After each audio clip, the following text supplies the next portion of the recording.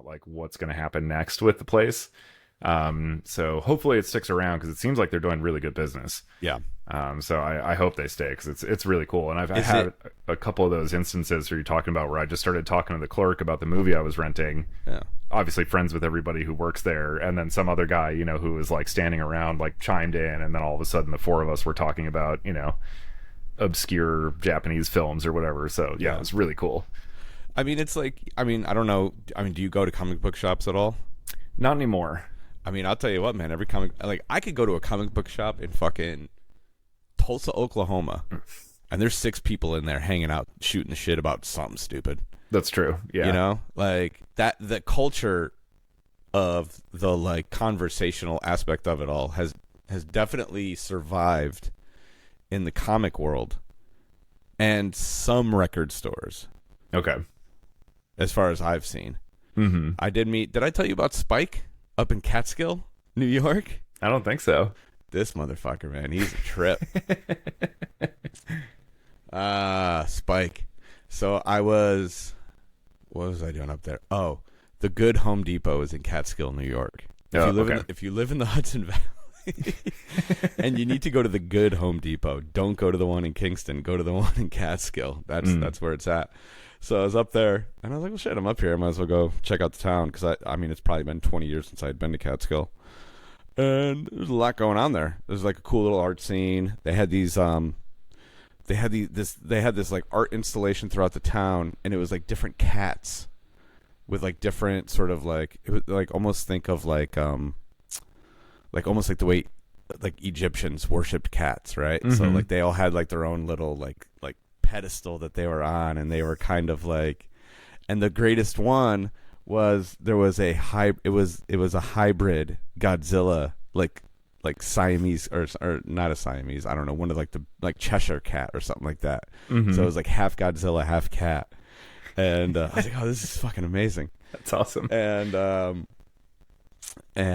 so I'm just like walking around town, and I stumbled into Spike's and ended up finding a record. This is the kind of shit you can't make up. Like a record that I had been looking for probably 3 or 4 years. Oh, fuck. Just happened to be in this record store. Awesome. And I just looked over at Spike. This is before I knew that Spike was Spike, because it's called Spike's Records, right? And I just looked over at him, and I was like, oh, you might be my new favorite record store. And he's like, oh, really? And I was like, bro, I've been looking for this record for like 4 years, and I like just stumbled in here today and found it. He's like, well, it's been sitting there for a long time, and a lot of people have no idea what the fuck it is. I was like, exactly. Yeah.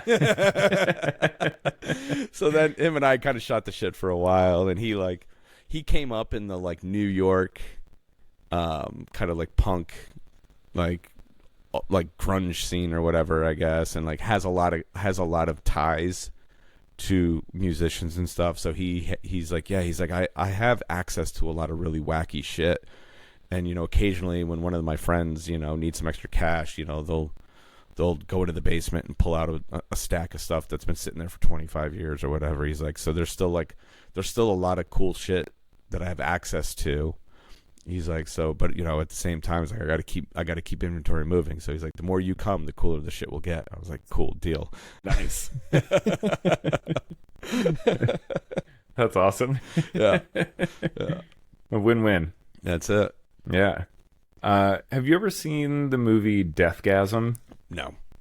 It's an Australian horror movie from like, I don't know, maybe like 7 years ago, 8 years ago or something like that.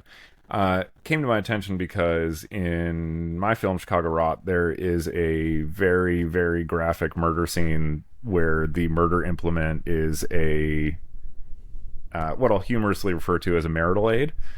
Are they throwing them on basketball courts right now? No. Thankfully our movie isn't full of misogynistic pricks. But yeah, we we viciously murder somebody with a dildo in the film, and then that is what they're throwing on basketball courts. You don't know about this? No, I do. Oh, okay. I'm just calling the people that are doing it misogynistic pricks. Oh, yeah, but you said no first, as in no, that's not what we used. Oh, I thought you were asking me if we were throwing them on courts. No. I asked if the murder weapon is what is being thrown on basketball courts. Yes. There we go. Yay. We went with the classic giant black dildo, though. Yeah, of course. For the movie. Blood looked good on it. That was actually a really fun prop hunting trip when I went to the sex shop and told them like what we were doing, and like all of a sudden the employees were like, here's like 10 dildos to choose from. Did they have to go to the back? Is that like a back room thing situation? Oh no, those were all right out there, ready to go. Yeah. Yeah. I was like, it's a very corpulent man that we're dismembering with this thing, and it needs to go. We need to go all the way through his entire gut. So, I need a really long one. It's a great scene. But anyway, Deathgasm came out a couple years after Chicago Route, and also features a murder scene where the implement of destruction is a dildo. And so upon hearing this, I of course had to see what they did, and I have to admit they did a great job. It's really good. Did they do a better job than you? But there's this. So they went with a vibrator, and keep going. I want to hear. And there's some different opportunities that are available with something that vibrates. So. They went for the brains. We went for the guts. So yeah, we had a. You know what could be a really cool way to do that is to like have the vibrator be the battery for like an electric chair. Yep. Yeah. So every time it goes, it's like get zapped. So every time somebody receives pleasure, they get closer to death. Which is in fitting with the French term for an orgasm. Le petit mort is the little death, which is fun. But anyway, in Deathgasm, there is an incredible scene because it's also like very like metalhead kind of culture wrapped up in it. And so there's this really cool metalhead dude in town, and there's this like younger, kind of a little more shy, nebbish, dude who's super into it and stuff. But the two of them are at a record shop at a certain point. And there's this whole scene where the two of them are like looking through records and like lifting one up and then looking at what the other one is looking at and like whether they approve or disapprove. And it's like a perfect like representation of kind of like what that culture used to be like, where, and how this like weird friendship then forms because you're both like, oh yeah, I like Cannibal Corpse also, and shit like that. So it's a like wonderful scene within a completely batshit insane movie. I feel like for a majority of my experiences going record shopping with friends, I usually get the side eye. Like, you're really going to spend that much money on that? Yep. Okay. Because like, most people are like digging, for either shit that they're familiar with, or like a casual record collector, right? I want to get every Pink Floyd album, I want to get every Zeppelin album, I want to get whatever your thing is, depending on what generation you're from. That's how it starts, and that's how it started for me. It just started for me 20 years ago.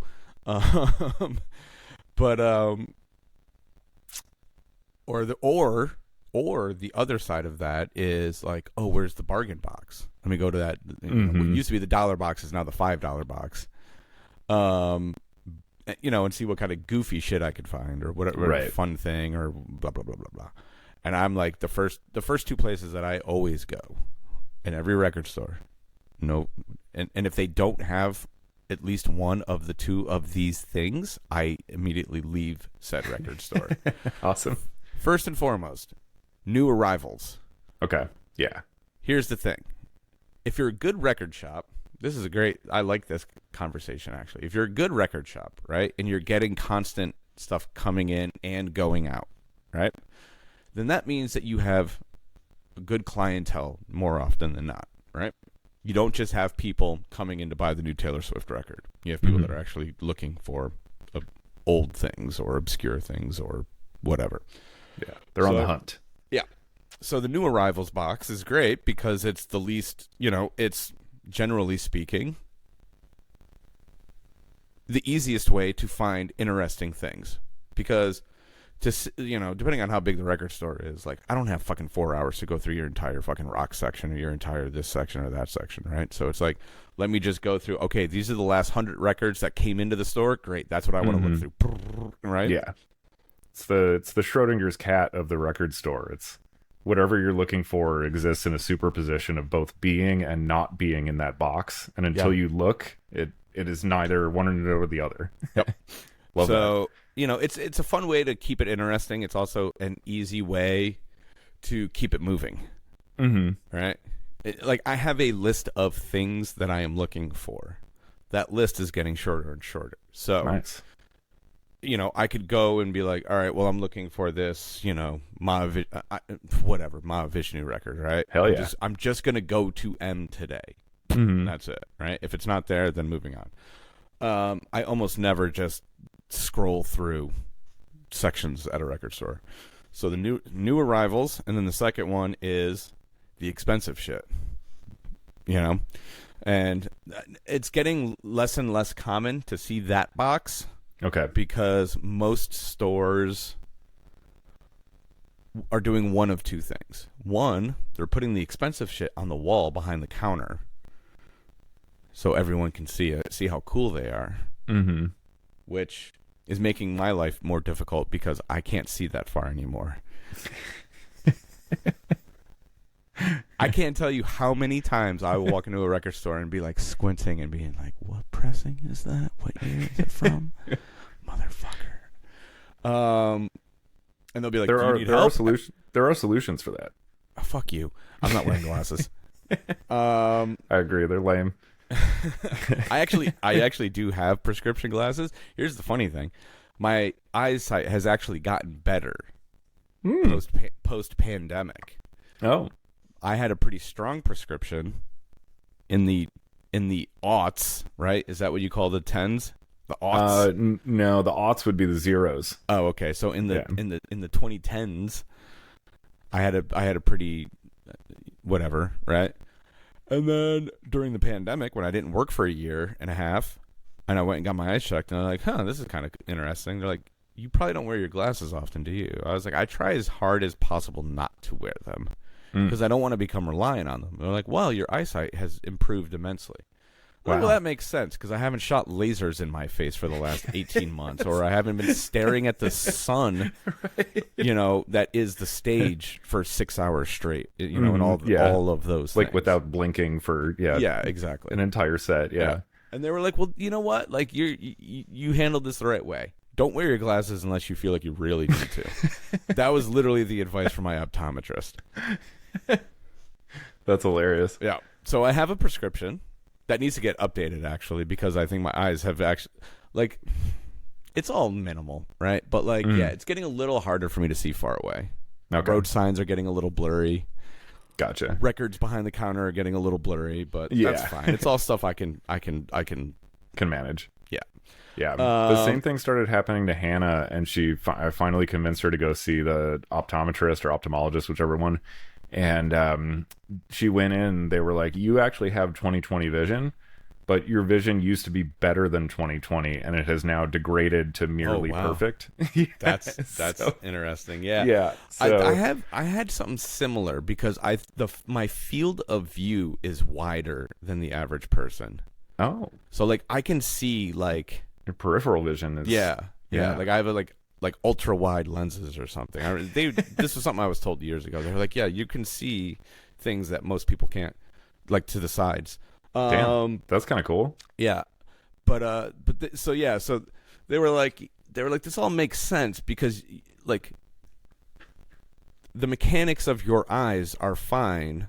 You just were suffering from basically fatigue. Like, your eyes are just tired.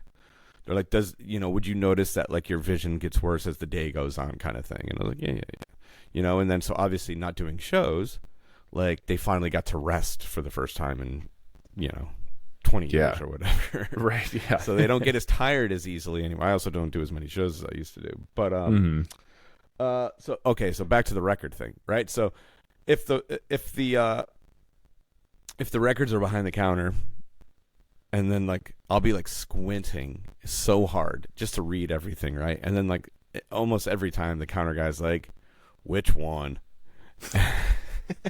And I'm like, well, I don't know, because I can't fucking read anything that you wrote up there. Because, they always have, like, those little tags, right? Like, on anything that's, like, of merit or value or whatever, they'll have like a little piece of paper, like almost like a Post-it note or something that says like what year pressing, what the grading is, this thing, that thing, is it a first press, is it not, blah blah blah blah blah, whatever. What color variant is it if it's one of those? Mm-hmm. And I'm like, you guys need to come up with a better system for this. And they're like, no, you just need to be able to see. And but it's actually a funny icebreaker at some record stores, because then it turns into like shit talking, and then from there it's like, all right, well, let me see that record. And then they're like, oh, okay, so you actually you like interesting music, and because I'm not looking for the Pearl Jam record or whatever that every college kid thinks he should own, right? That costs $200 for some reason. Right? Yeah. Oh shit, the White Album. Yeah. Those are my favorites. Okay, so have you ever been? I mean, I'm sure these are everywhere in Chicago, and it's kind of similar to what you were talking about with the VHS shop, but like when you go to these like artist collective thing, it's almost like an antique mall, but it's not antiques. It's just a bunch of artists and collectors and like vintage T-shirts and this, My Little Pottery Shop and like stuff like that, right? Yeah. There was a spot in Atlanta, and they had like a little record section off in the corner, and I shit you not. What was it? It was Inagata Davida, and which is it's like a $6 record. And they were asking, I think, like $75 for it. It was like vintage, for like whatever. And I just looked at this, and then I started going through a little bit more, and it was just like all garbage. And they were asking these insane prices, and I was like, has anyone ever actually bought a record from you guys? They're like, we've sold a few. I was just like, God damn, people are wow. They're like taking advantage of like college kids that are trying to like probably some dude who's trying to impress his girlfriend, or it's some girl that's like, oh this boy that I likes classic rock, let me find this old record for him, and then they just assume that the price is there because it's worth that. Yeah. They don't know any better. Right. Damn. I mean, I was like, whip out your phone, take 2 seconds to do some research. I was just like, yo, man, this is fucked up. Like, damn. Go to a real record store, you could literally buy this record. There's probably 18 of them in the back room. They'll probably give you one for free if you ask them nicely. If you'll just take it. Yeah, please get this out of my shop. You want that? You want two? Yeah. I just discovered, actually, I didn't. So right outside of Wrigley Field, there's this area called Gallagher Way, which is like a grassy spot, and there's some shops in there, and they do like food trucks, so the bands play and stuff like that. Just sort of like an event space right outside of the park where you can hang out. And there is now a vinyl store there, which that's scary.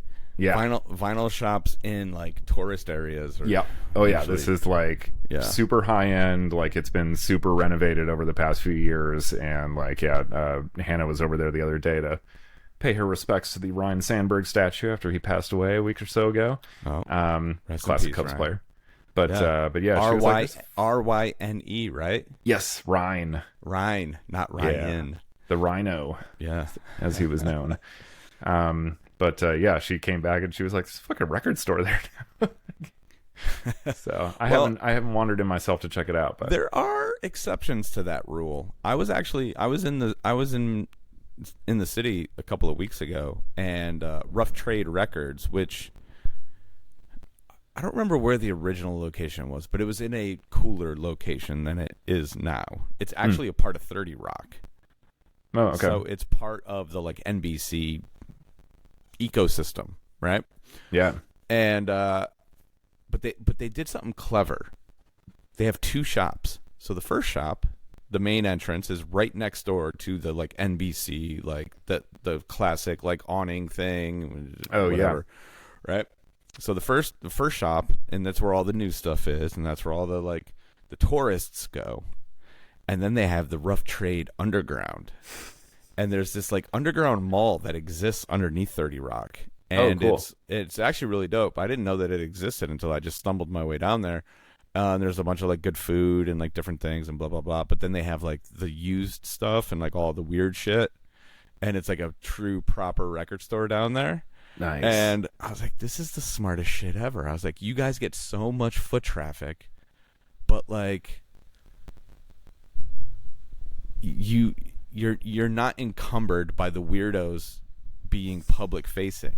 You stick them in the basement, and you have the best of both worlds. Like NBC. That's pretty genius. That's really good. Yeah. I was talking to the dude. I was like, how long has this existed for? He's like, I think we've been here for like 6 months. I was like, this is fucking brilliant. That's awesome. Yeah. All right. Well, shit. I got to start exploring the like subterranean area around Wrigley. Maybe they got a similar thing going on. There you go. There is actually in downtown Chicago. There's a similar like pedestrian underground walkway that has all sorts of like shopping and restaurants and stuff like that like really nobody knows about, but it's like very expansive. Yeah. And there's actually some really cool stuff down there.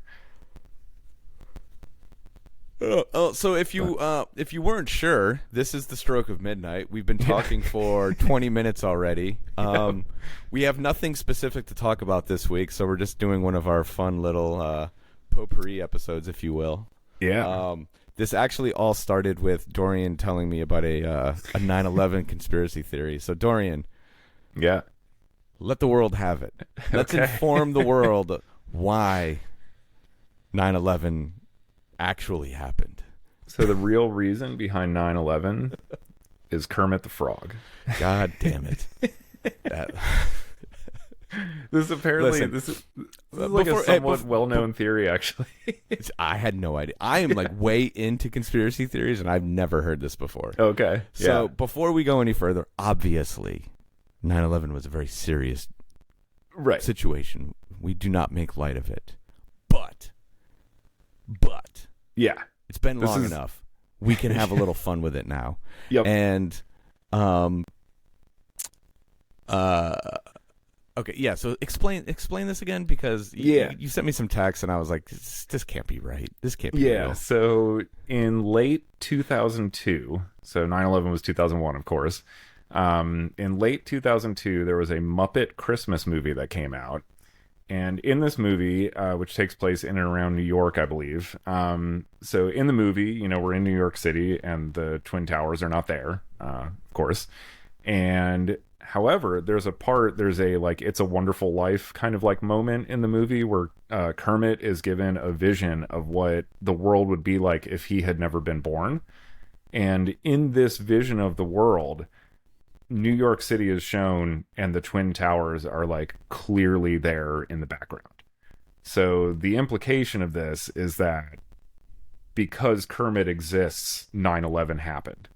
We don't know what exactly, but we're shown the world without him. The Twin Towers are there.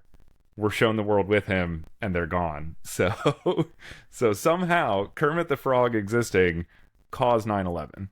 According to what might just be a gross oversight by the filmmakers of the Muppet Christmas movie from late 2002, or could have been their very intentional, like, hey, what if we just did this?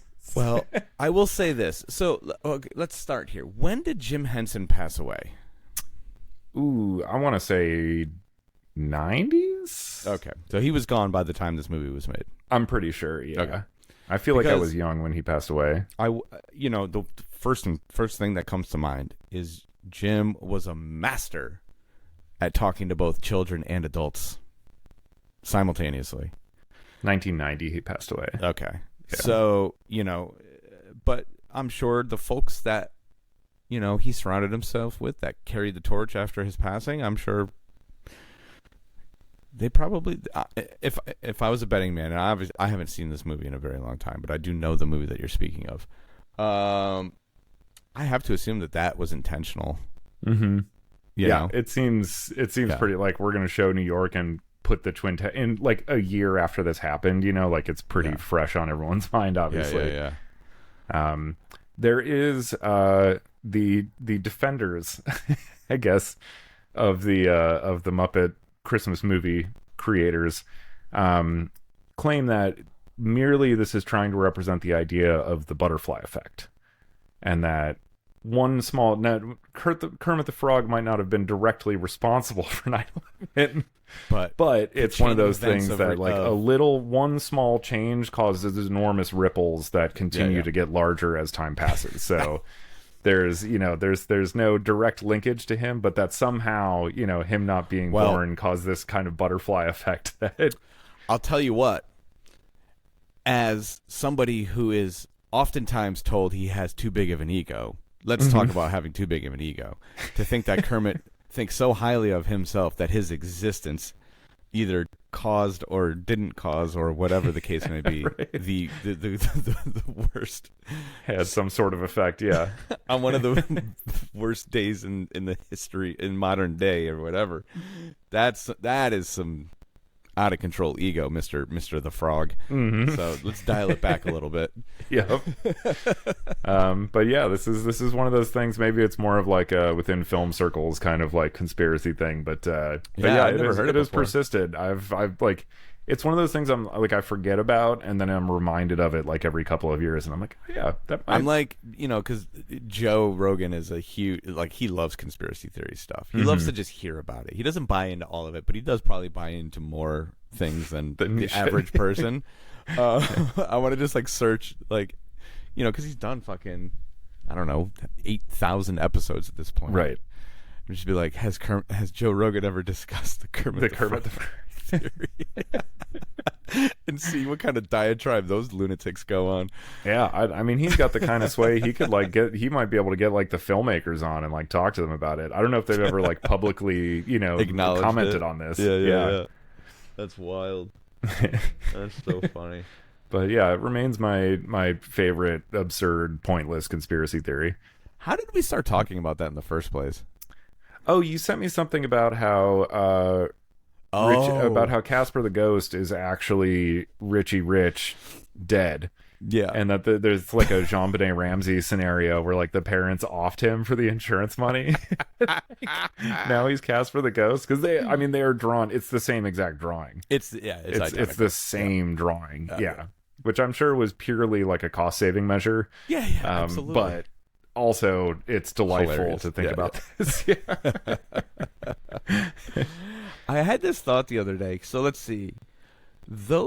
Who produced those cartoons? Because that wasn't Hanna-Barbera and it wasn't Warner Brothers. It was the third. Because they did like all the Archie stuff, and because they were all... Oh, yeah. Because all of that shit, right? Those were all based off of early comics, those cartoons, I believe. And so, yeah, I'm pretty sure. Yeah, so all of where did they come from? Oh man, who made them? I mean, who's responsible? I typed in Richie Rich producer, and it turns out there's a rapper named Richie Rich. All right, who's so it's all stuff on him. You should know better than to be so vague. Casper Animation Studio. Casper the Friendly Ghost, protagonist of the famous studio's theatrical Harvey Comics. So Harvey Comics is the one who did. Okay. Yeah, right. Yep. But then, are they responsible for all of the cartoons, like the actual animated cartoons as well? That I'm unsure of. Yeah, I do remember that being the Archie imprint. Not that I ever read Archie, but yeah. So Harvey did the cartoons as well as the comics. Yeah. Nice. Branched out. I think. Seems. That's wild.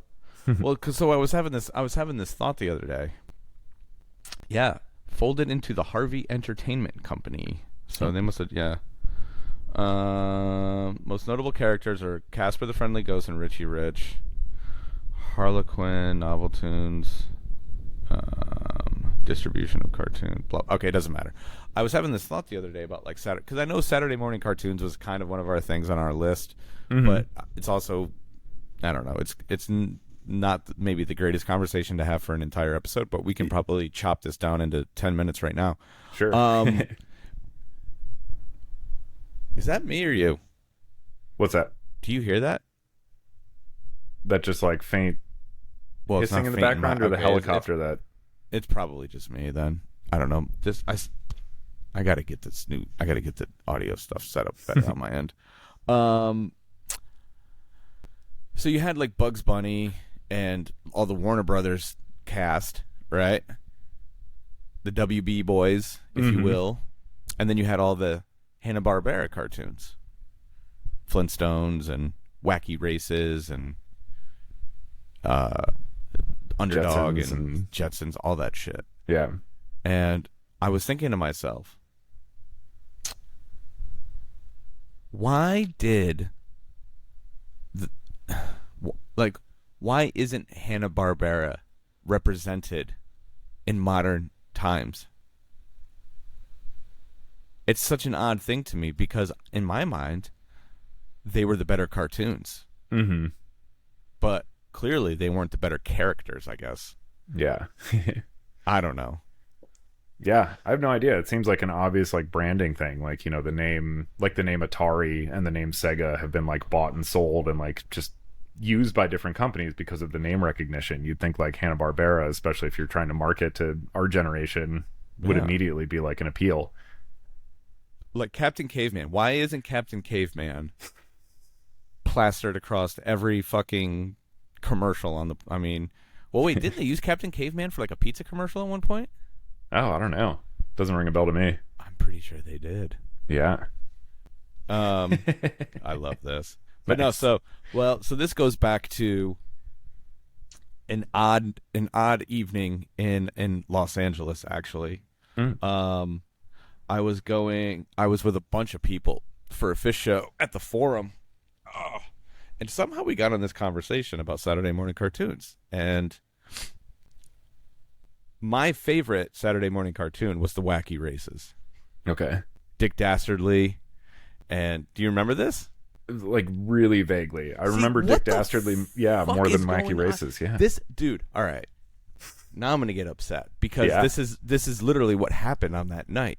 Nobody knew what the fuck I was talking about.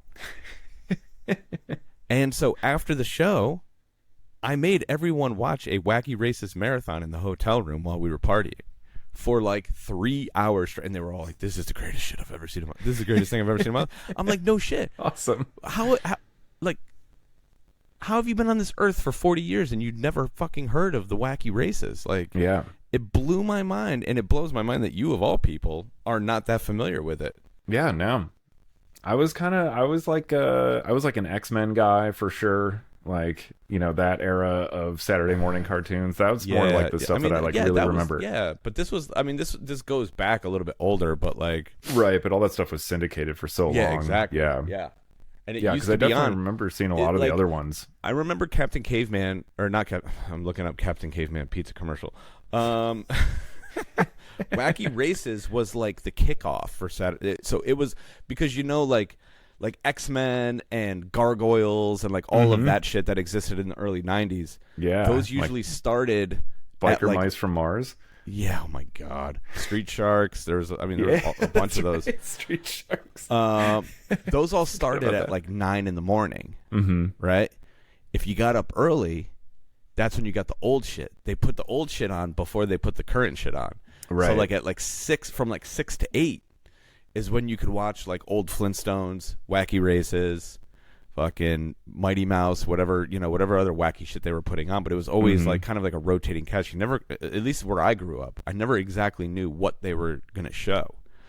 Actually, I remember like a lot of those older ones I didn't really get into because they felt to me almost more like Jetsons and Flintstones in particular. They were more like sitcoms that were just like happened to be animated. Yeah. Rather than like cartoons, you know, with like I wanted to see Gambit and Wolverine and shit like that, you know. So yeah. That's more. I mean, but X-Men was just 24 before 24. It's true. Funny thing, we actually about a week ago watched the first 3 episodes of the first season of 24. I mean, I tried watching it and I could not get into it. It was one of those shows I was like, I don't know why everyone loves this show. Oh yeah, it was probably pure nostalgia for us, but it was just like, I don't know. I appreciate when like a network TV show used to be that ambitious. Yeah. But yeah, it was hilarious. We like a couple of my friends got hooked. They've been watching it since. And one of my friends hit me up the other day. He's like, dude, I'm on season 3. It's like, that's hilarious. Yeah, it's really funny. So funny. But the one like really older cartoon that I did get into was Danger Mouse. Danger Mouse. Yeah, yeah. Yeah, which I think just because it was British, it had this like air of like fantasy and mystery to me that I was like, what is this? This is so weird and different. Yeah. Yeah. Well, so I got down with Danger Mouse, but then beyond that, it was like I wanted all the modern stuff. I wanted the stuff, you know, that they were selling the toys for, which was exactly what they wanted. Yeah. Yeah. That's why they put their other stuff on early, because they're like, well, we don't have any toys to sell for these, but. So I have like I have another shelf of VHS on the other side of the camera here. So I was just looking to see what I have over there. If there's any cartoonies, I got some South Park over there. There's I'm always looking at this copy of Streets of Fire on VHS. That's like, it's literally right above your head on the shelf behind you. Yeah, yeah. And because I love that movie. Yes, dude. Oh, fuck. Yeah. That's a good one. Yeah. That's a pretty solid one. Yeah, I haven't seen that in forever. The skate videos are so hard to find, man. People just are not letting go of them. They're so hard to get. Yeah, I can imagine. I have a couple of skate videos. They're actually rollerblading, you know, if you can call that skating. Go. This is the good one. Which one's that? Oh, yes. Nice. This is Enter Magneto and Deadly Reunions. Fuck yeah. Yeah. This is like the collector's box, though. I have a few of these, and then I have like all the regular just like releases or whatever. Right, but that's like the foil one or something. Yeah, yeah. Nice. Oh, that's awesome. That's I haven't rewatched. One. I know they've done that like throwback revival, like X-Men '94 or whatever it's called now. Yeah, I never got a chance to watch that. I haven't either. My friends that have watched it though are like, it's awesome. It actually feels like the old show, and you know, looks like they went out of their way to make it look like it and everything too, which is cool. Here's the thing about all of these like throwback-y things is it can look like it should, and it can appear as though it should, and it can, but there are always these things that are off in like the dialogue, the way that people talk and the words that they use. Yeah. And it takes me out of it instantly. Mm-hmm. Like when I was watching the like, what were they calling it? That 90s show? Oh, I yeah. guess it would have been like the sequel to that 70s show or whatever, where like the Foremans are grandparents now or whatever.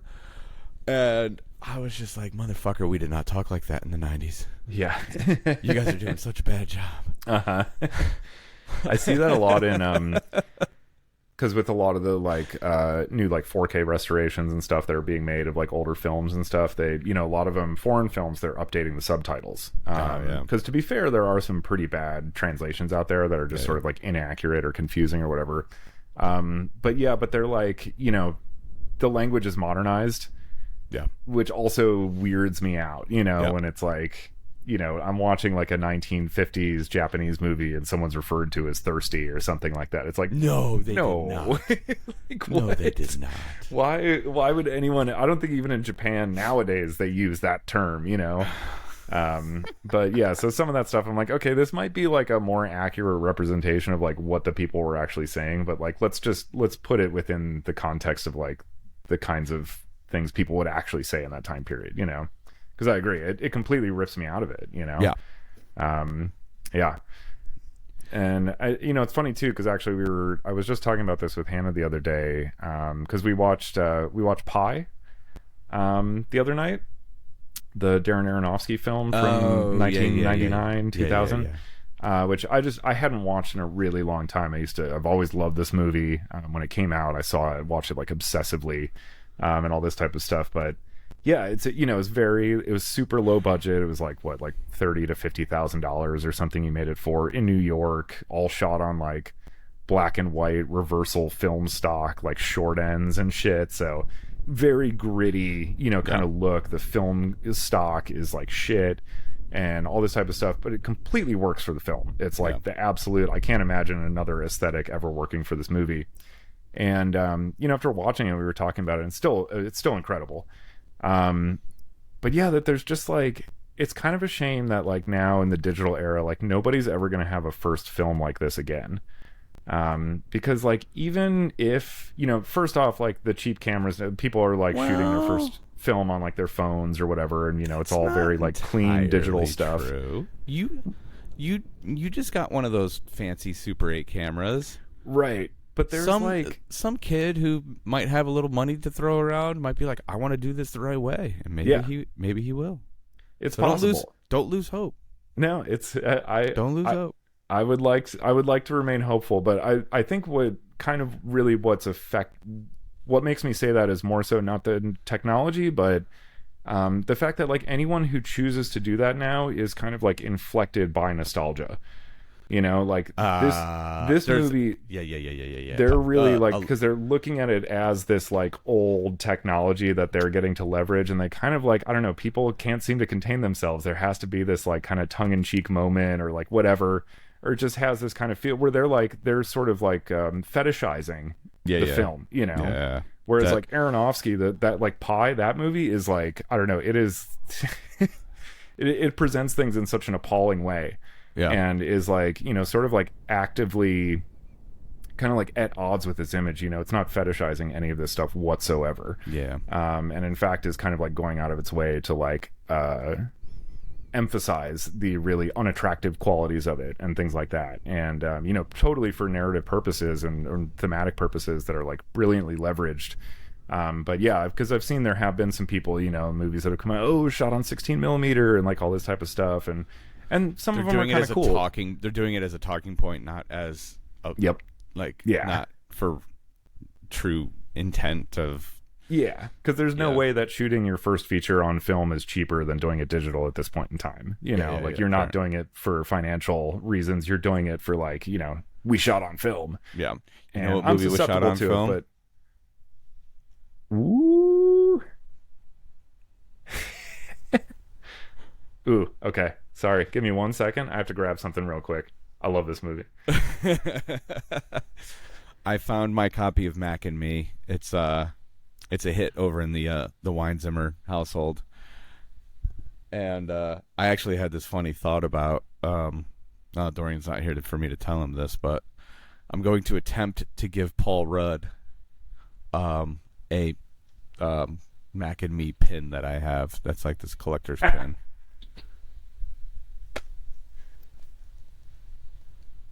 What'd you find?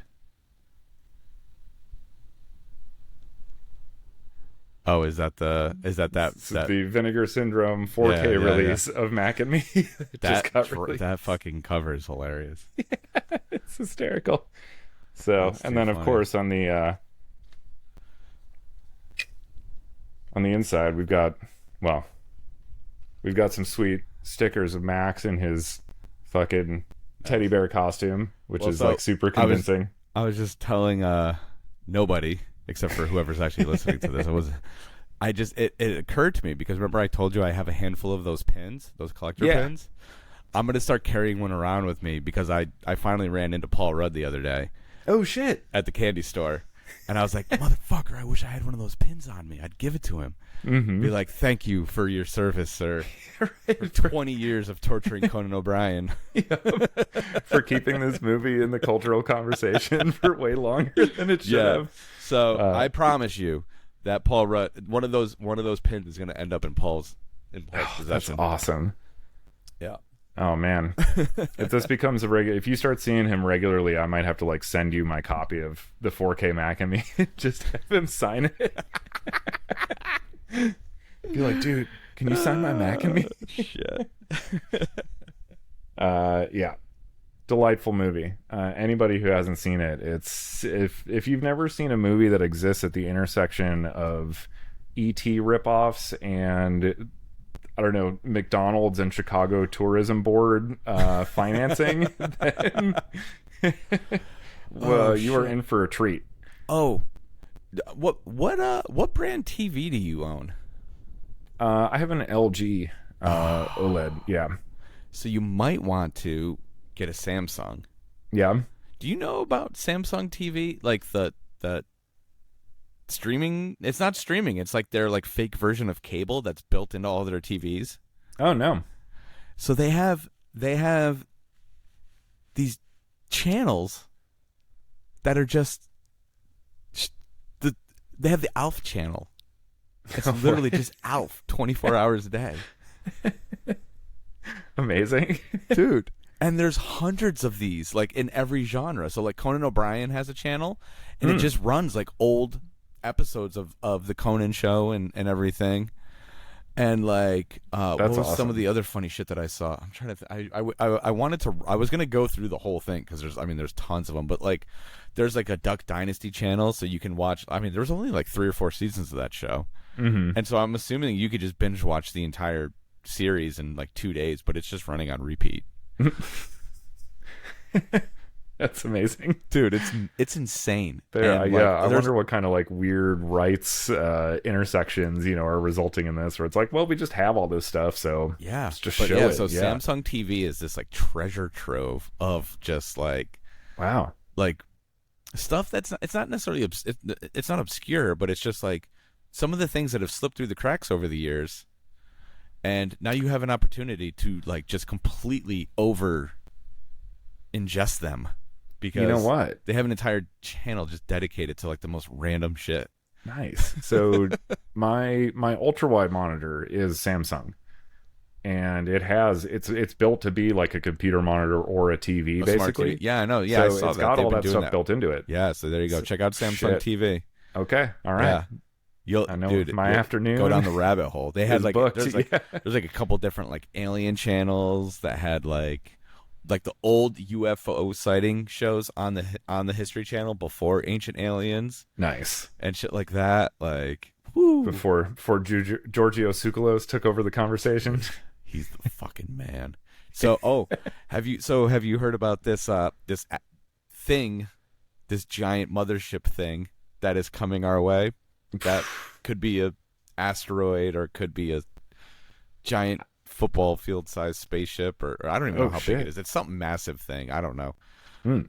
But like everyone's like, there's like some like Harvard professor that was like, there is 0.005% chance that this thing is organic. And I was like, sick, let's go. Those are like massive odds, actually, in terms of like he was so confident through space. Yeah, he was like, I am, because I apparently it's like emitting its own light. Whoa. So, but yeah, okay. Like, the mothership is headed our way. It'll be here before the end of the year. Honestly, the timing is impeccable at this point. I'm ready. Can we just get this over with finally? Yeah. So ready for the mothership to show up. Yeah.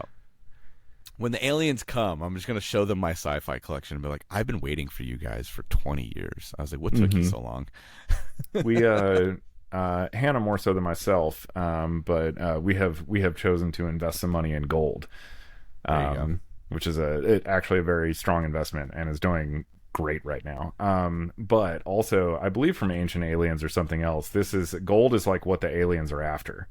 Oh, they want this shit. So yeah, showing up, if we've got like a little gold, that's like we might have a bargaining chip. Nice. So, along with the sci-fi collection. Yeah. So let's see here. I was scouring eBay last night trying to find all of the movies that you sent me.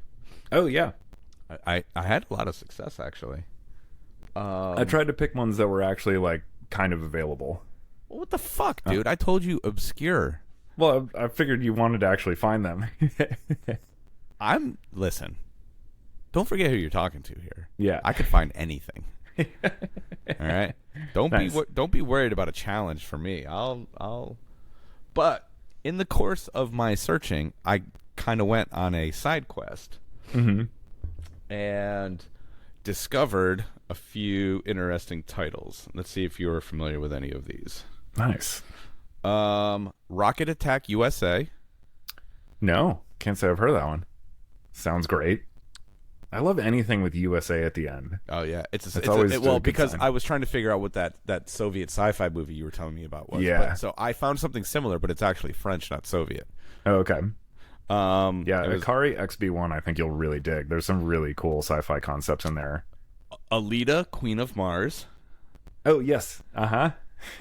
And then the original Solaris. Yeah, that movie's great. Not black and white though. Not black and white, but it was part of my little side quest. Yeah, Andrei Tarkovsky is. He did another movie called Stalker that is also sci-fi-ish. Oh, and then what was the other thing? Oh, this one wasn't. I can stream it, but it wasn't a movie. It was a TV show. What the fuck was it? It's on Amazon Prime. Let me see if I can find this real quick because this one was really interesting to me. Oh, okay. Let's see. Recently added TV. Nope. Where's my stuff? All right. Science fiction Dilogy, 1974. There's only 2 episodes available. Ooh. Oh, it's a cult Soviet sci-fi adventure film. First episode is called Moscow Cassiopeia. Okay. And the second episode is called Teens in the Universe. Fuck. Yeah, dude. Okay. Episode 2 sounds incredible. I'll send it to you. It looks wild. I can't wait to watch it. I want to know what 1970s Soviet teens out in the universe looks like. Awesomeness. I'm sure. Pure unfiltered awesomeness. Well, because it's also the time when, like, like in the Soviet Union at that time, like everything was subsidized by the state because it was like all propaganda. So it's like even the crappiest stuff looks like it has a budget of like $1 billion. Well, did I ever show you? I have a collection of Russian cartoons from the 60s and 70s. Definitely haven't seen this before. No, I just saw it the other day. It's around here somewhere. I'll find them and I'll send you a picture of it. But yeah, it's like 4 different VHS tapes. And I can't tell if it's a bootleg or not, but whatever it is, it's amazing. And it's literally just this random collection of different cartoons that came out of the Soviet Union between like the early 60s and like late 70s. Nice. And it's fucking insane. Yeah, it's so crazy. I wonder if there's this boutique label called Deaf Crocodile that has been doing a lot of restorations of like Soviet animated stuff. It's nothing like that. Yeah, it's nothing like that. Like this looks like it was made in the 90s. Oh, okay. Yeah, it goes back. Like whoever made this, whether it came from the Soviets or it was something that was made here, it's old. Mm-hmm. Oh yeah, that's what they're doing, restorations of like old stuff. No, but I'm saying this actual release. Oh is yeah, old. Like it was made 30 years ago. Sure. Nice. Yeah. That's awesome. Yeah, the little bit of stuff that I've seen that Deaf Crocodile has put out from some of this old, like the animation stuff they were doing in those days was actually like pretty wild. Yeah, they were doing a lot of really cool stuff. I feel like they may have inspired a lot of the psychedelic animation that we, kind of recognize as psychedelic animation. I don't know who was doing it first, but I would assume that we probably, I mean, unless it just kind of happened naturally, but like, I would assume that they would be, I mean, would we have inspired their stuff? I don't feel like they would have gotten our stuff. I feel like it would have been easier for us to get their stuff, right? Mm-hmm. Yeah. Who knows? In those days. Yeah, who fucking knows, man? There was this one we watched with a couple of friends a few months ago last year called Delta Space Mission. Okay. Which is a Romanian animated film, and it's hilarious because I think this was produced like right after the breakup of the Soviet Union, if I remember right. Okay. And it was basically late 80s.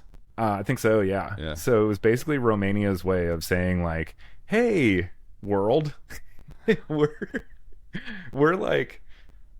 some cool cats, we're doing some interesting stuff here, and like let's extend like the olive branch, to the other countries to like, hey, we're down to like hang out, have trade agreements, like cross-cultural and all this type of stuff." And it's all like very, very like thinly veiled underneath this story of like, this like aliens that are going out in the universe to try to like meet other people, and like, yeah, that's the one. Yep.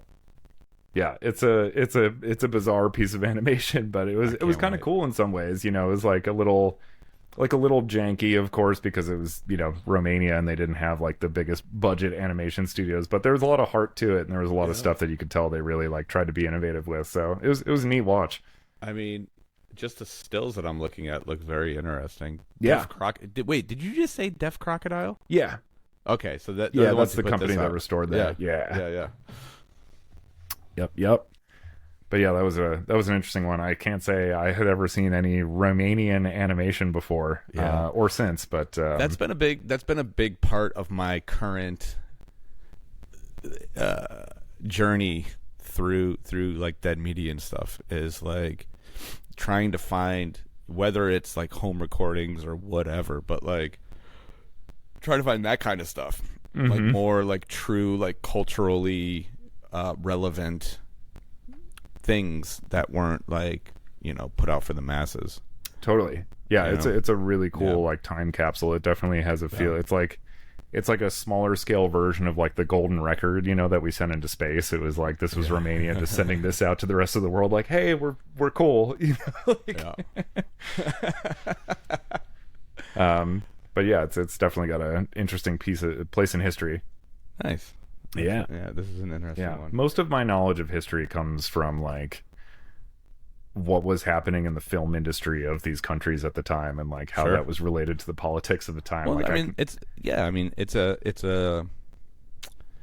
an important way for any culture to express their certain status within things.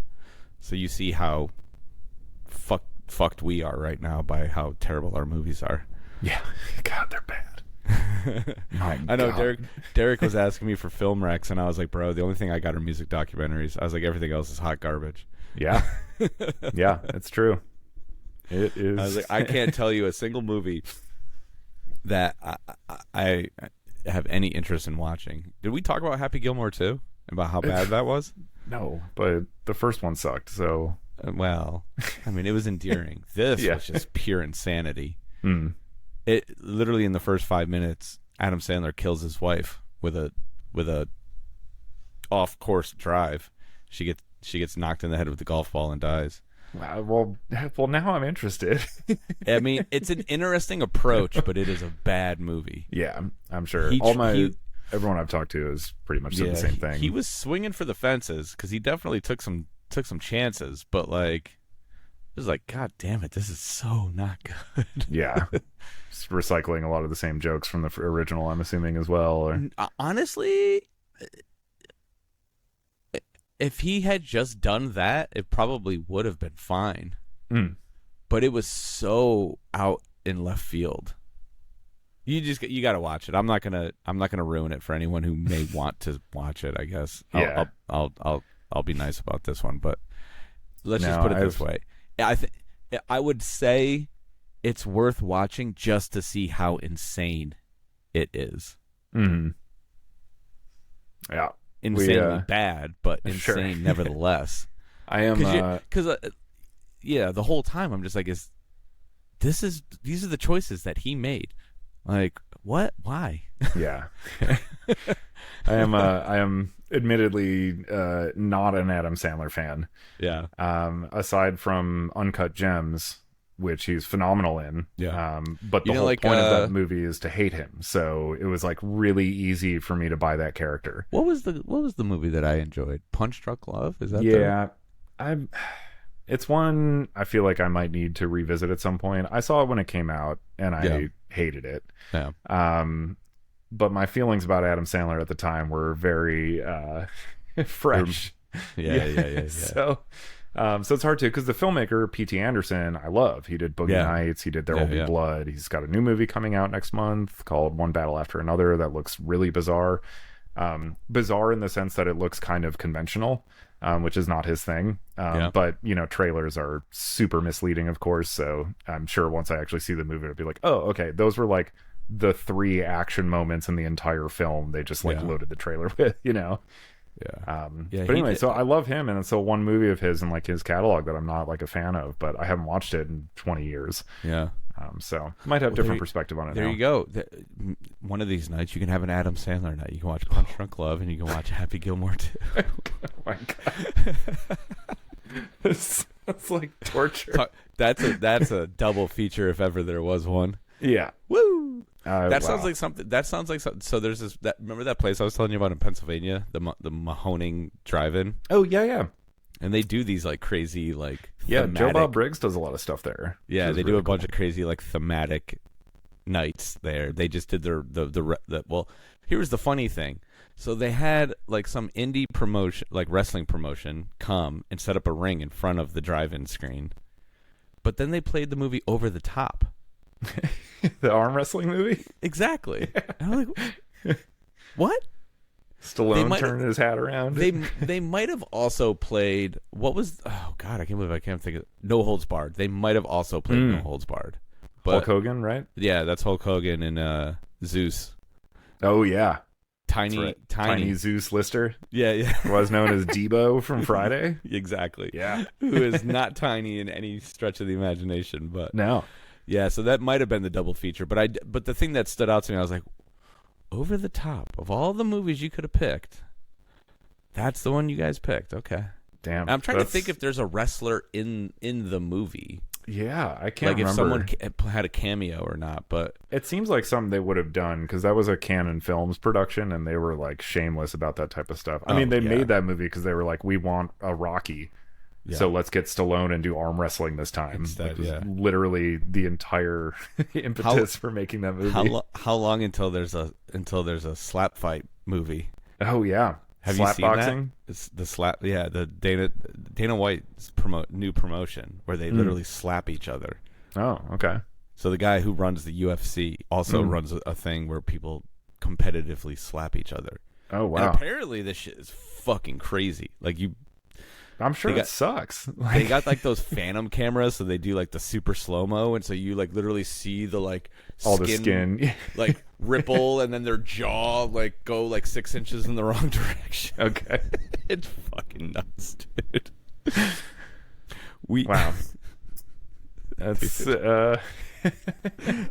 that's where we're at in life right now, dude. Is just masculinity is in good shape. Well, here's the crazy part, man. I think the women actually are fucking worse to each other than the men are. In the slap fighting? Yeah. Yeah. The women have slapped the piss out of each other. It's crazy. Oh, okay. All right. Yeah. And they like talk shit and like I didn't realize the men this was just kind co-ed, of yeah. the men just kind of get up there and they're just like and then the women get up there and they're like rattling off like obscenities and calling each other the C word and like Shit. apparently the C word is one of the big no-nos still in broadcasting, whether it's YouTube or podcasting. The C word will get you in trouble, which I think is considered funny. the most offensive word in the English language. Which is hilarious because every British person tosses it out there like it's That's what like I like it's about nothing. it. It's the most historic vulgarity. You know, like that word's been around since Chaucer. Like whatever. It's just like there's like respectable literature that uses this word. Yeah. And it has become just the no word. Mm-hmm. So Yeah. to all you C words out there, thank you for your attention. Does it? Yeah. I mean, it really does hit hard when you actually hear it out in the wild. It's like, wow. But yeah. I think I think the exact opposite. I find words like that so amusing because it sounds funny to me.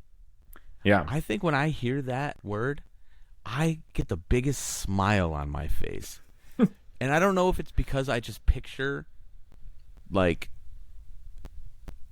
I don't. Jim Jeffries is Australian, but I'm trying to think of an English comedian that would have used it. But I think Australians use it as freely as English people do. And that's what I picture every time I hear that word. I just picture some person crazy Brit or Australian some saying overseas person in either direction just tossing it out there casually with a smile on their face. There's no malicious intent whatsoever. Right. Just breaking balls. It's just part of their part of their everyday language. Yeah. Language is a funny thing like that. It's solid construction. It's a nice hard consonant on both ends. Like it starts and ends very decisively. Yeah. I get in trouble for my language way too often. And now my son's starting to repeat certain things, and I really got to watch it. Yeah. He goes, so like, this is a good one. I don't know what I was doing, but I was like, what the fuck? Like, just not even thinking about it, you know? I was like, what the fuck? And then all of a sudden I was like, what the fuck? And I was like, oh no. Uh-oh.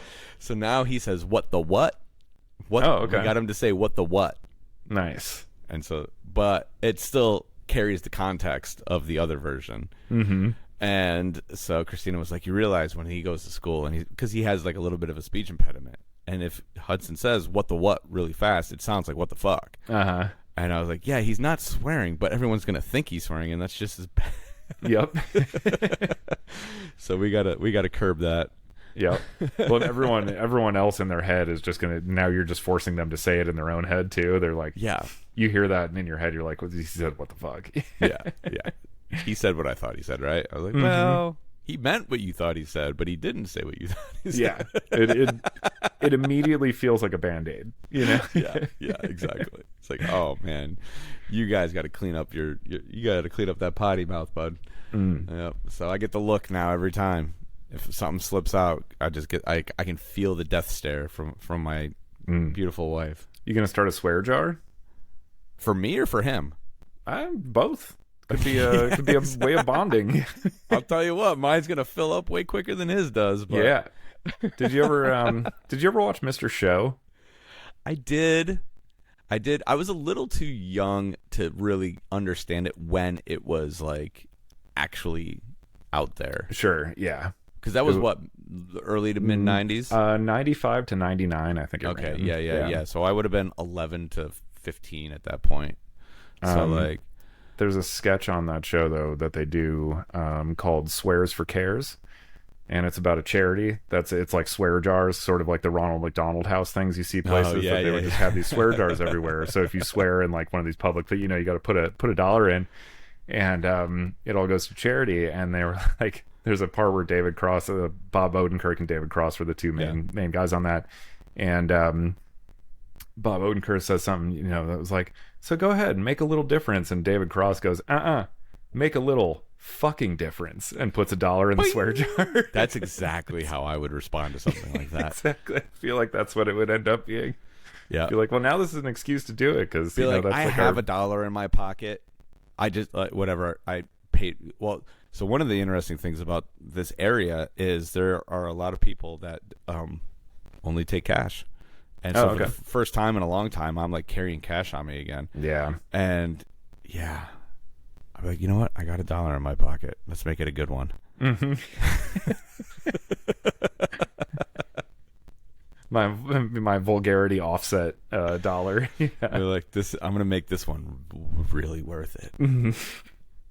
So I got this $1 burning a hole in my pocket. I'm dying to spend it right now. Yeah. Because I mean, at the end of the day, what's $1 going to get you anymore, right? Yeah. So you might as well. It's like if I have a 5, then it's all right. I'll hold on to this. But if I just got $1 in my pocket, like, all right, fuck it.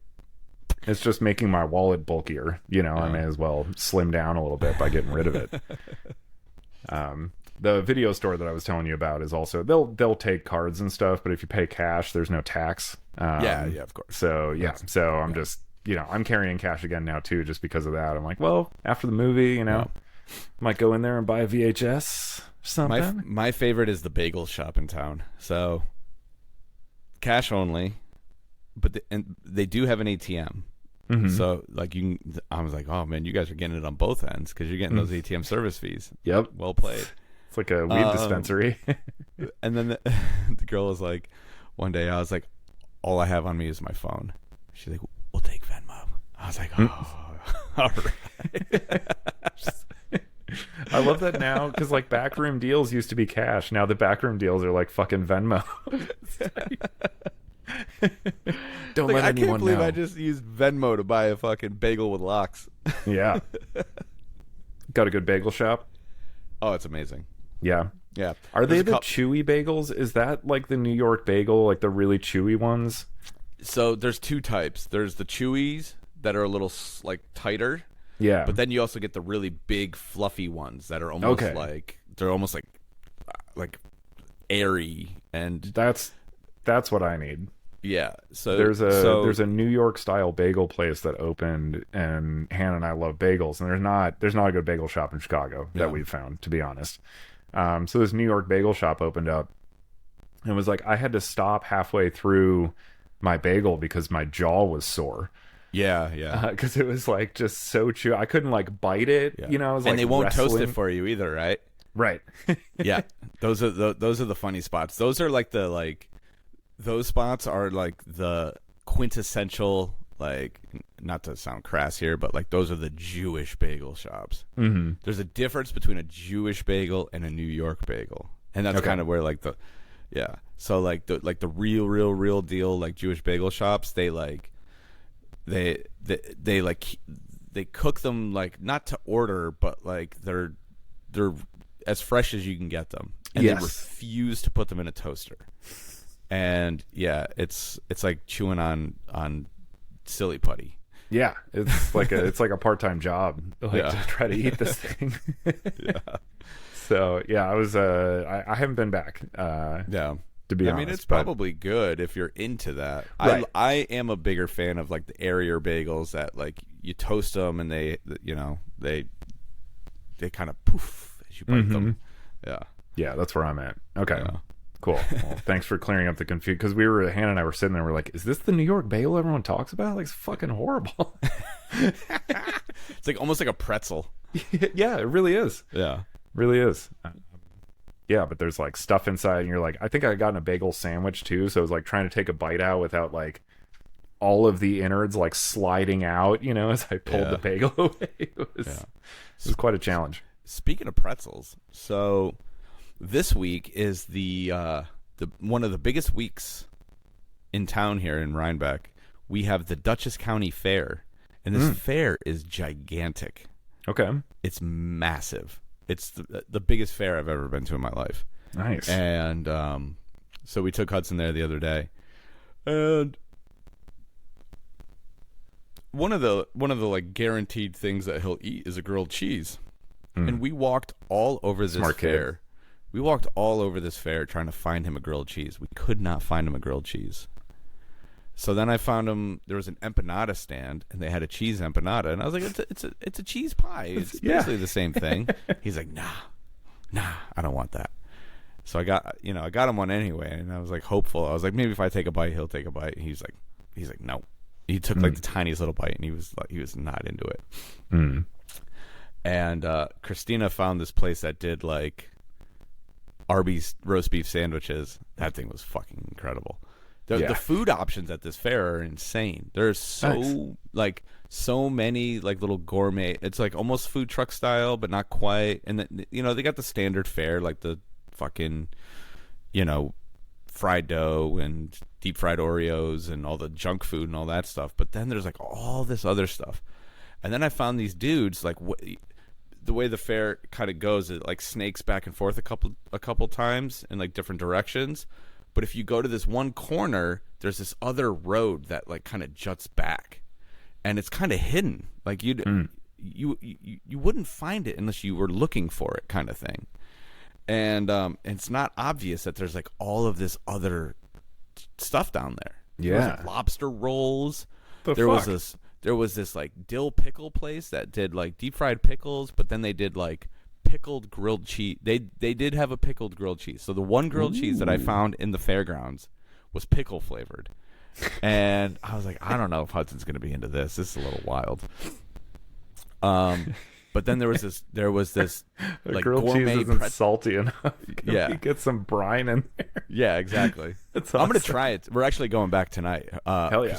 Christina's parents just got to town, and so we're going again tonight. So I'm like saving up. Like all I've eaten today is a protein bar and a smoothie. And I'm like, I'm going to starve myself the rest of the day, and I'm going to go eat all this crazy food that there is to offer at this fucking fair. But so I found this gourmet pretzel guy, and they were like making them fresh. Like there's one dude's like running the dough out, right?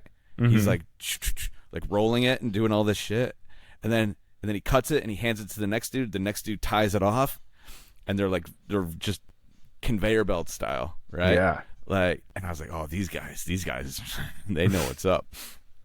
And so we got this pretzel, and it was the one thing that Hudson was like actually happy to eat. Thank God he ate something other than ice cream. But they had like that like liquid magma nacho cheese. Oof. Mm-hmm.